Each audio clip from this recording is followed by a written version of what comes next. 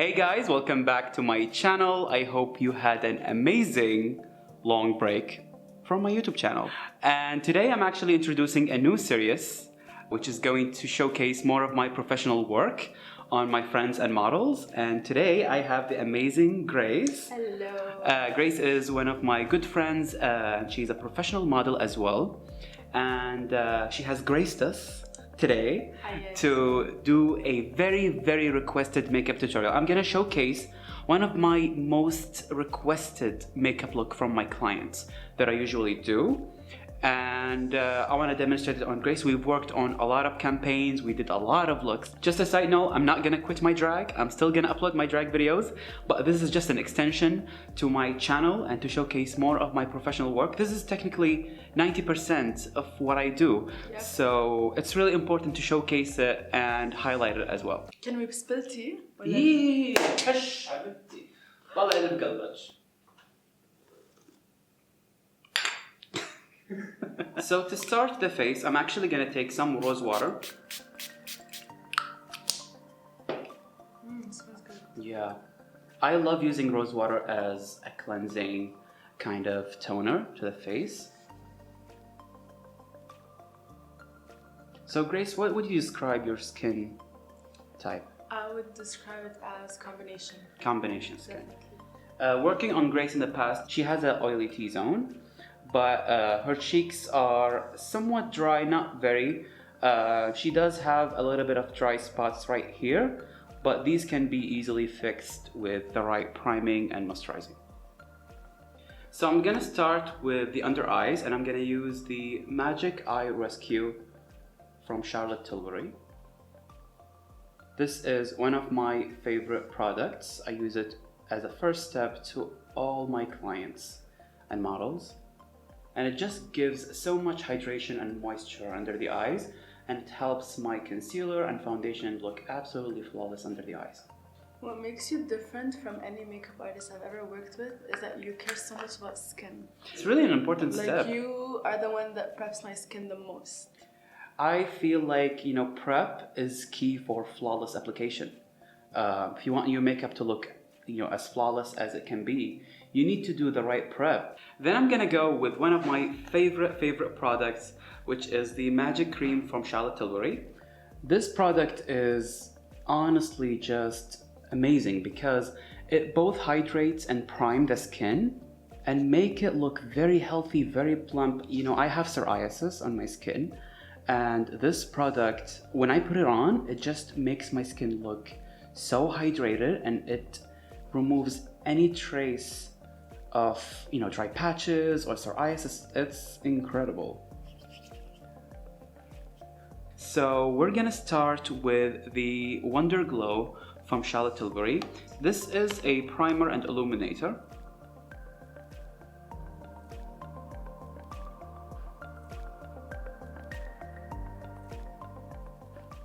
And as you can see, it gives like this instant kind of glow from within.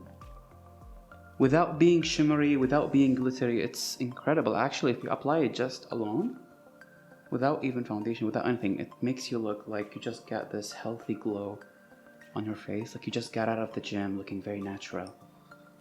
I'm gonna take a mixture of the Custom Enhancer drops from Cover FX, and these are in the shade Moonlight and Rose Gold. So I'm gonna focus this product on the places where I want it to glow the most. This will look obviously very intense right now, but because we're gonna apply foundation on top of it, it's almost gonna look like we mixed both of them together. And I love using a medium coverage foundation. I don't like full coverage, especially when it comes to glowy looks. I feel like it defeats the purpose of the glow under it. That's a good point.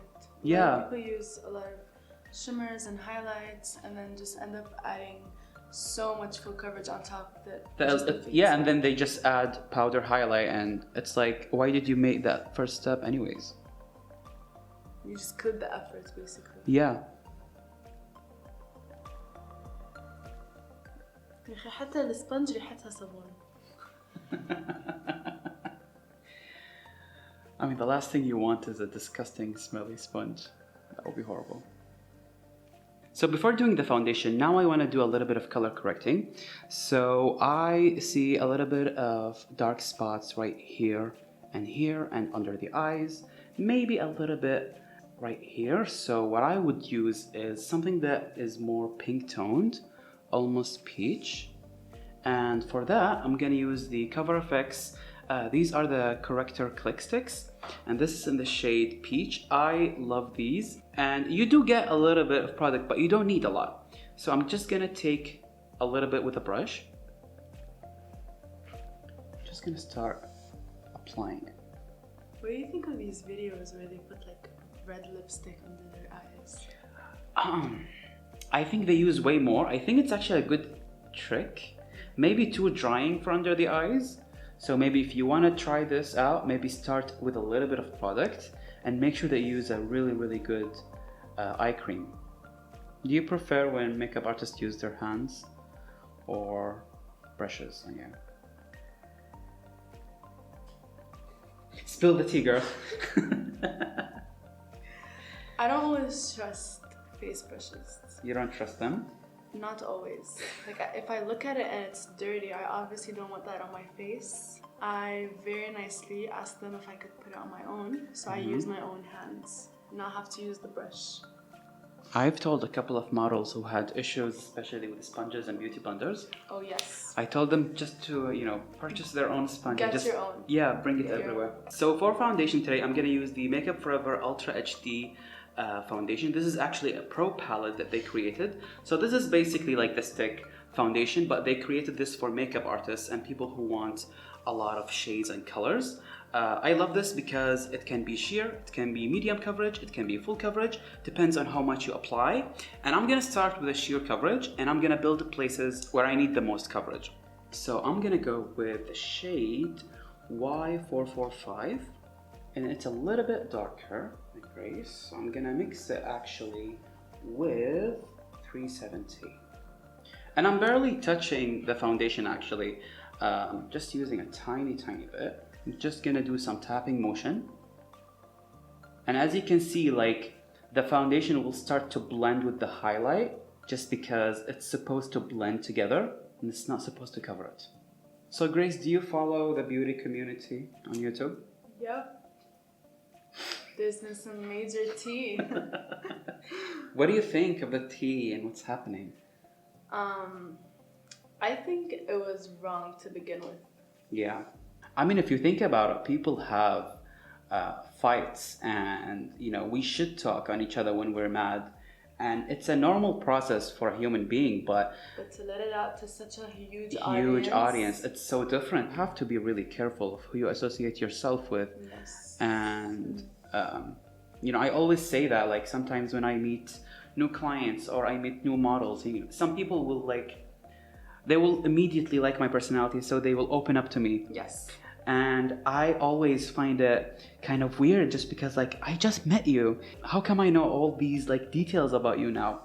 And it makes me question what if I was the wrong person? Yes. For me, if someone starts to shit talk about me and my personal life, that's one thing. But when they start to talk about my close friends and my family and the place where I live and my parents, that's where it gets really, yeah. So to add more bronze around the perimeters of the face, I'm gonna use the Chanel bronzer base that has one shade. Does it? Just one shade? It's only one shade. It's yeah, people are all this color. Do you use this for all your clients? No, obviously not. This is suitable to my medium, kind of fair, a little bit more of a tan. To you, this is barely good enough for you. So it will just give me a tint. This probably just adds the color back after the foundation. Yes. I don't like the foundation to be just one color. It's not, that's not real. When you look at your face, there are so many undertones and shades and that's what I like when I do. Yeah, just to give the dimension. So this adds it back to your face. For concealer, I'm gonna go with the M.A.C Pro and Correct Conceal palette. I'm actually gonna go with a little bit of NW25 and a little bit of NC35. Start applying it with a brush. And this doesn't look different from her skin tone just because I kind of want to get the base in right now, and then I'm going to start highlighting. I feel like this also prevents your concealer turning gray. Gray. Or any dry patches. Yeah, I always like that. I like to use something similar to the skin, maybe one shade lighter, and then go in with the highlight. Just because I don't like the highlight to be like close to the eye, I want to focus it more on these areas. Areas that you want to highlight. Yeah, just a tiny bit, just to give more of a kind of highlighted center. And I'm gonna do it in the center of the forehead, a little bit on the bridge of the nose, the chin, the cupid's bow around the nose, just to add even more dimension. Now I'm gonna do a little bit of cream contour, so I'm mixing these two shades right here. Just gonna add it just on the sides. I don't want something that is like too harsh or too precise, so I just want kind of depth in the parameters. Just a tiny bit here. So I'm gonna take the same brush that I used for the bronzer. I'm just gonna kind of blend it in an upward motion. I don't want to drag it down, so I kind of want to lift everything. And what I always like to do is keep my foundation brush with me while I'm blending this, just because if I feel like I dragged it a little bit too much in the front, I will just blend it with the same foundation brush. If you're noticing, I'm always keeping these three brushes with me. So this is the brush that I used for the highlight, this is the brush that I used for the foundation. So even now I can go again with the same brush and just like kind of bring that highlight back without making it look too much or adding too much product. To set the face, I'm gonna take the Airbrush Flawless Finish from Tilbury. I'm actually gonna take two shades. I'm gonna take number 2 mostly, and I'm gonna use the number 1 just to highlight a little bit. So before I apply it, I'm just gonna take the same brush for the concealer, look up, and I'm just gonna make sure that I tap all these creases and blend them out. Just gonna take a mixture of the two, knock off the excess. I'm just gonna start setting it. And I'm setting it very, very lightly. And what I love about this powder, it creates such a flawless kind of finish. It's not super matte, it's not super satiny, so it's like in between. And it makes it look like you have this kind of like filter under your eyes. But I also noticed while you apply my makeup that you sometimes build up over this powder and it still looks flawless. Even if you use like a lot of it, it still won't like kind of cake. Yes. That's what I like the most about it.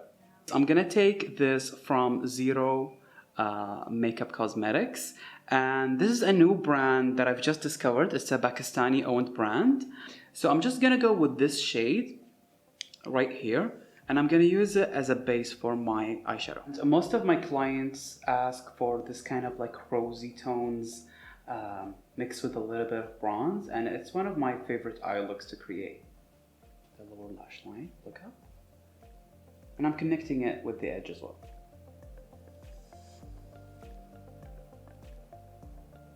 Now I'm taking this LOVEGASM palette from Tilbury, and this is in the shade LOVEGASM. I'm actually gonna take the lower shade right here.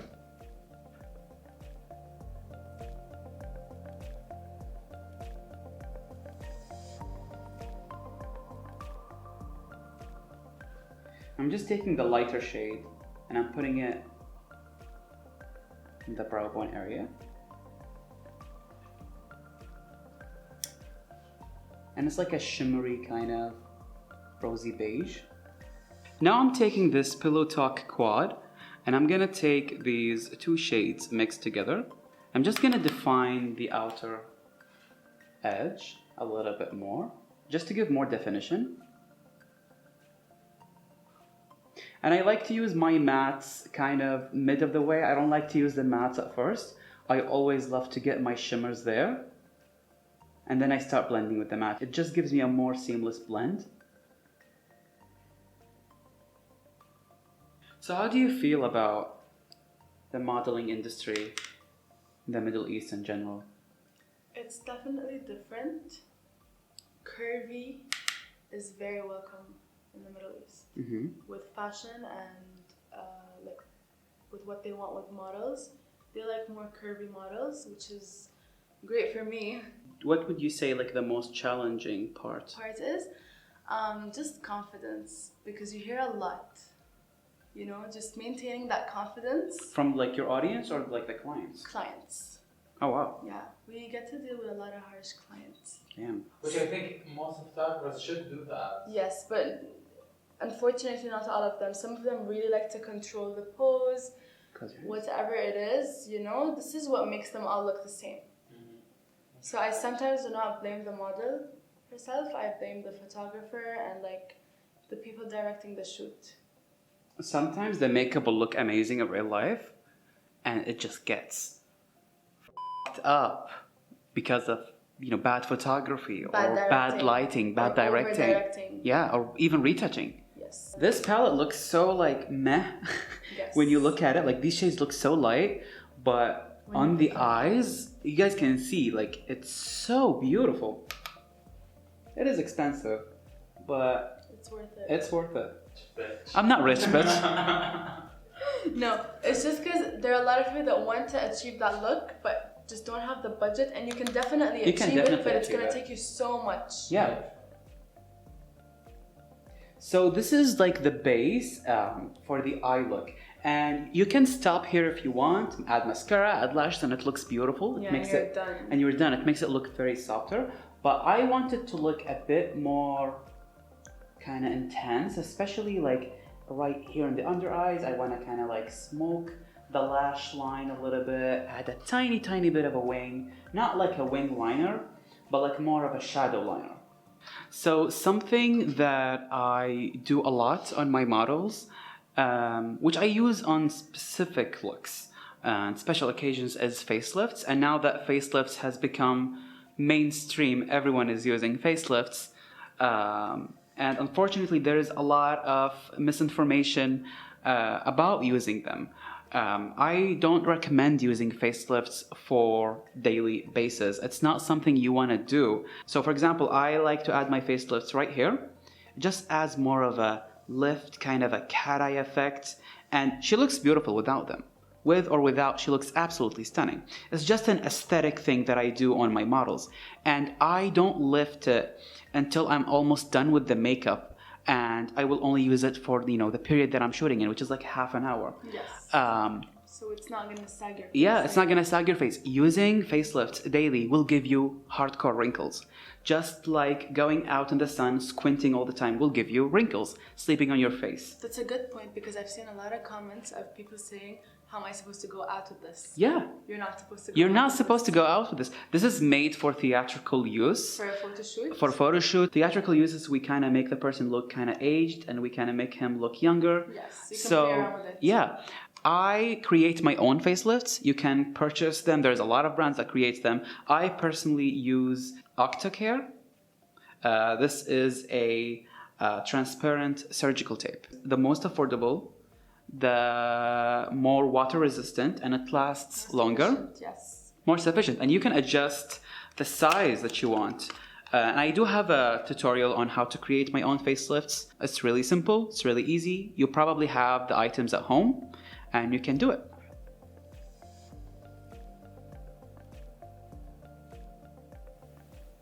So that's how the facelifts look, and they honestly cost nothing and you can get a lot of use out of them. Again, she looks beautiful without them, but it's just an aesthetic thing. So we're gonna move on to blush before bronzing. I'm using the M.A.C Extra Dimension Blush, and this is in the shade Faux Sure. And what I love about this Extra Dimension blush is that it has a little bit of luminosity to it. This looks amazing. It looks beautiful, right? And I'm also taking the M.A.C Give Me Sun bronzer, and I'm just merging these two together. I'm taking a little bit of bronzer also to kind of contour the nose. I don't like to heavily contour the nose, so I just want a little bit of color and shadow. Now I'm taking STILA highlighter and Kitten. This is a putty highlighter, and it gives such a beautiful sheen without making it look glittery.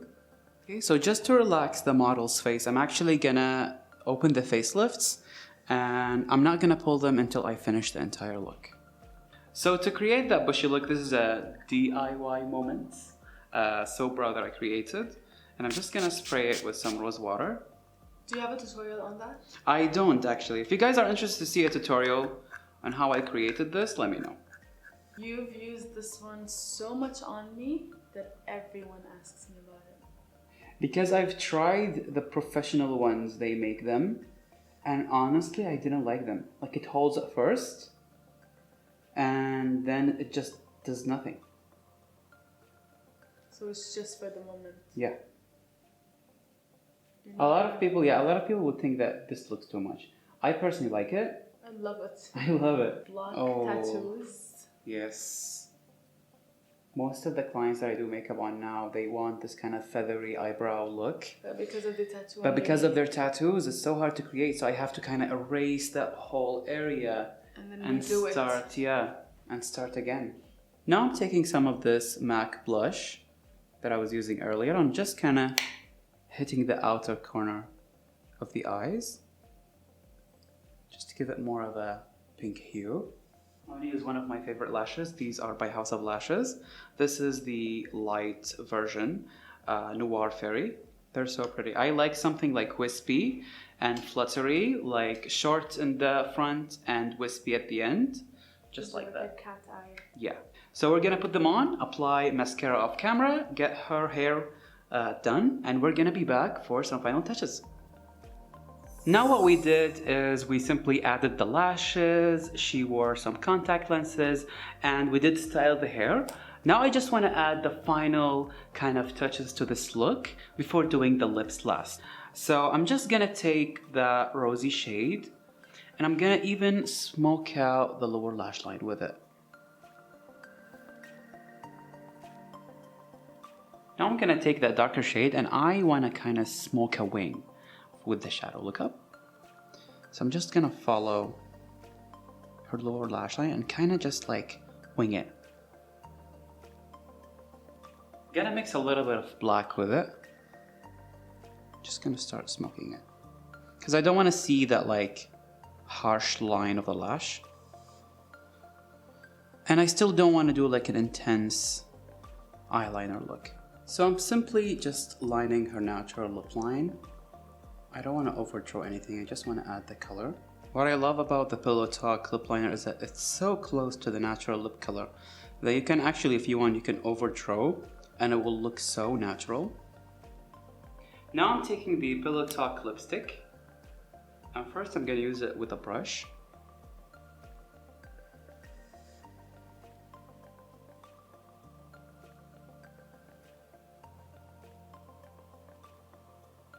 Now I'm taking this Wet Cherry lip gloss from LIMECRIME, and this is the shade Bitter Cherry. This is my favorite combo. This smells like... It smells like heaven. Yes, like something you'd want to eat. Just gonna take a little bit. I did apply it.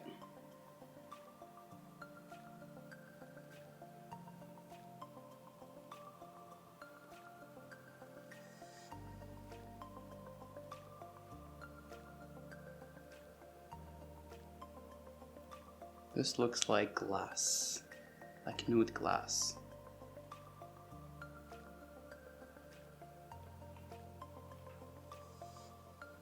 Now I'm taking the Bushy Brow from LIMECRIME, which is a liquid eyebrow I feel like this pen. is gonna give a very natural look. A very natural look in this shade, Brownie. I just want to kind of like define just the edges right here. I don't think we need a lot.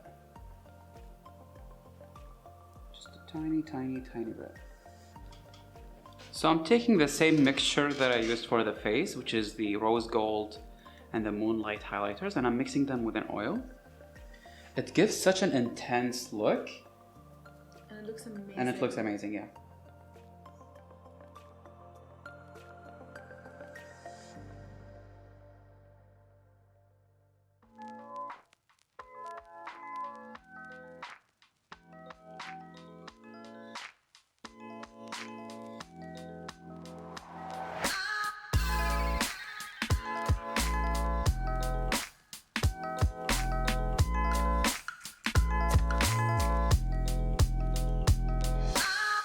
And this is the final look. I hope you guys enjoyed this video. Make sure to subscribe and like this tutorial if you enjoyed it. And I want to thank Grace so much for being here with us today. Thank you so much. Thank you for having me. I enjoy doing makeup on you, and I always do.